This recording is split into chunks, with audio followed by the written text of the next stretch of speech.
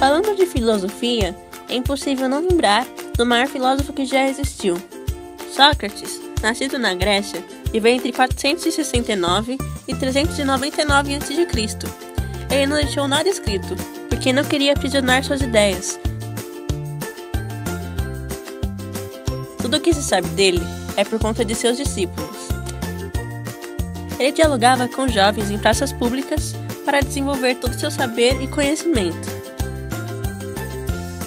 Ao contrário dos sofistas, Sócrates não cobrava por suas aulas e só se realizava por querer passar seu conhecimento. Só sei que nada sei, foi sua frase mais famosa, usada para reconhecer sua ignorância, e que seu único recurso é perguntar. O diálogo de Sócrates tinha como característica serem amigáveis, ou seja, tentavam chamar a atenção do interlocutor. Eram fundamentados na maiêutica, que basicamente dizia que o papel de um filósofo seria o de ser um parteiro de almas, já que ele ajuda a dar luz às ideias do interlocutor. Também relaciona o diálogo com a dor do parto, porque não é fácil admitir o seu erro e abrir a sua mente para novos pensamentos. Sem contar que Sócrates usava ironia para fazer os interlocutores refletirem. Ele fazia perguntas irônicas, isto é, ele perguntava algo mesmo já sabendo da resposta. As boas perguntas também eram um aspecto bem selecionado no diálogo socrático, para criar condições de que o interlocutor crie suas próprias ideias. Chegar à verdade era um processo construído pouco a pouco durante o diálogo, sendo conhecimento progressivo. Além disso, o diálogo também era uma prática constante, pois as verdades podem ser sempre melhoradas. A crença de que se sabe tudo era um ponto que poderia comprometer o aprendizado. Sendo assim, uma última característica seriam as dificuldades do percurso, já que nem todos conseguem se desfazer de seus preconceitos, orgulhos e egoísmos. Como consequência disso, Sócrates começa a incomodar a classe dominante, sendo acusado de corromper a juventude e ser injusto com os deuses, botando a razão em primeiro lugar. Por fim, já que Sócrates não quis negar a sua filosofia e suas ideias, foi condenado a beber um veneno que o levou à morte. Bom, agora que você já sabe tudo sobre Sócrates, vamos falar sobre um de seus mais conhecidos discípulos, Platão. Platão viajou muito, o que tornou possível o amadurecimento de suas ideias, até que volta para Atenas e funda sua escola, a Academia. Seus pensamentos eram transmitidos por meio dos diálogos socráticos, que eram textos escritos por Platão e protagonizados por Sócrates. Sendo assim, um de seus pensamentos era chamado de a teoria das ideias, que nada mais é do que a divisão entre o mundo real e sensível, que seria onde achamos as coisas que conseguimos tocar, sentir e observar, as cópias imperfeitas do mundo das ideias, ou o mundo inteligível, que estaria ligado à razão, onde ficavam as essências e as verdades sobre todas as coisas que estavam no mundo real. Platão também defendia a existência de um demiurgo. Palavra difícil, não? Mas é fácil de entender. Seria como um artesão do mundo. Ele usaria as essências do mundo das ideias como molde para construir as coisas que estão no mundo real. Ao conhecer as verdades, a pessoa iria passar do mundo sensível ao mundo das ideias. Agora, você deve estar se perguntando, mas como fazer essa passagem? E nós te respondemos, caro amigo, pela dialética. Discutir uma tese e chegar às ideias verdadeiras. Detalhe que já temos essas ideias verdadeiras no nosso subconsciente, mas elas seriam esquecidas ao nascer. Além disso, um detalhe muito importante para isso também era ter amor ao saber, ou seja, a filosofia. E não poderíamos falar de Platão sem falar do mito da caverna, que nada mais é do que uma metáfora dessa passagem entre o mundo real e o mundo das ideias. A história retrata homens que estariam presos em uma caverna desde que nasceram, e viam apenas sombras dos seres que passavam do lado de fora, achando que aquilo era a realidade. Porém, quando um desses homens se liberta e sai da caverna, ele começa a refletir sobre todo aquele mundo novo que ele descobriu, que seriam as verdades. Depois que ele retorna à caverna para contar a seus amigos o que havia visto, eles começam a zombar dele e chamá-lo de louco.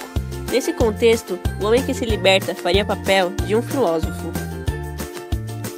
Por fim, por conta de todo o contexto que aconteceu com Sócrates e com a sua morte, Platão se volta para a parte da política e cria a chamada Teoria dos Reis Filósofos, que dizia que o Estado deveria ser governado por filósofos, já que eles levariam à população a sabedoria verdadeira.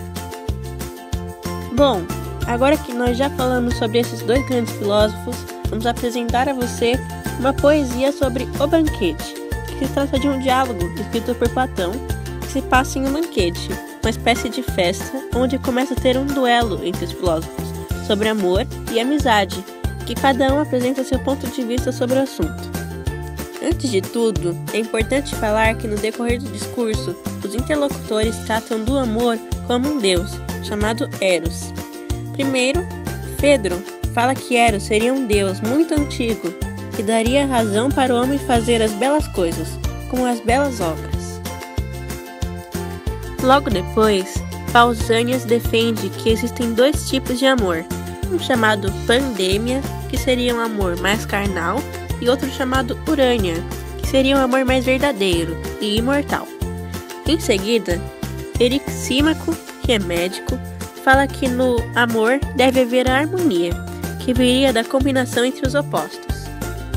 O quarto filósofo a falar sobre o amor seria o Aristófanes, que falará que no início o homem seria um ser completo, mas eles acabaram irritando os deuses. Sendo assim, Zeus os partiu em duas metades. Isso seria o amor, essa busca inconstante pela nossa alma gêmea. Além disso, também defendeu tanto as relações homossexuais quanto as heterossexuais. Depois, Agatão volta com as ideias de Fredo, mas o contraria, dizendo que Eros seria um deus jovem por ser uma entidade boa, bela, jovem e feliz. Por fim, Sócrates diz que o amor é um desejo por aquilo que a gente não tem. Sendo assim, se ele busca o belo, o amor não é belo.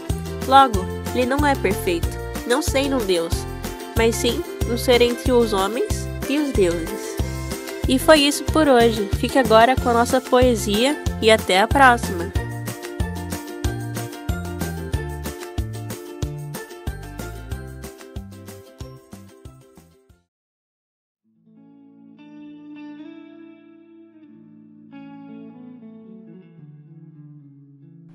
Amor, causa de euforia ou do mais belo desastre, apagam sua chama ou deixam que se alastre.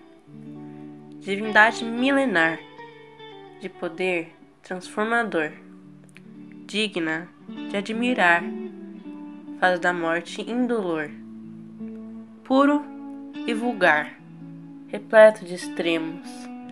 Antônimos se tornam apenas meros termos. Cura e doença. Efeito universal. Digno de reverência. Natureza fatal. Força desconhecida. Repleta de histórias. Faz das páginas enegrecidas. Clareia novas memórias. Tê-lo na alma. Para partilhá-lo, jovem, exige calma, ou irá estilhaçá-lo. Desejo profundo, preencher o vazio, escuro e oriundo, de um coração imbecil e incapaz de amar.